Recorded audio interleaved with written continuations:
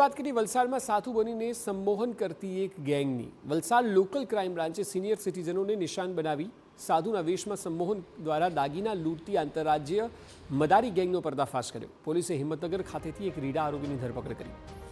આરોપીઓએ પીઠા ગામમાં નજીક ધોળે દિવસે એક દંપતીને હિપ્નોટાઇઝ કરીને તેમના સોના ચાંદીના દાગીના અને રોકડ રકમ લઈને ફરાર થઈ ગયા હતા। ભગવા કપડા પહેરેલો ઈસમ અને એની બાજુના એક ડ્રાઈવર પોતાની 4 વ્હીલ ગાડીમાં આ જે વૃદ્ધ દંપતી છે એને રોકે છે અને નાસિક જવાનો રસ્તો પૂછે છે અને ધીરે ધીરે એની સાથે વાતો કરવાનું શરૂ કરે છે। ત્યારબાદ એ જે આ વૃદ્ધ દંપતી છે એને હિપ્નોટાઇઝ કરી અને જે વૃદ્ધ દંપતીમાં જે પત્ની છે એમના ગળાનો સોનાનું મંગળસૂત્ર અને હાથની બંગડીઓ એ લઈ અને આવી ઠગાઈ કરીને આ જે કાર ચાલક જે છે અને જે ભગવાધારી વ્યક્તિ હતો એ ત્યાંથી નાસી જાય છે।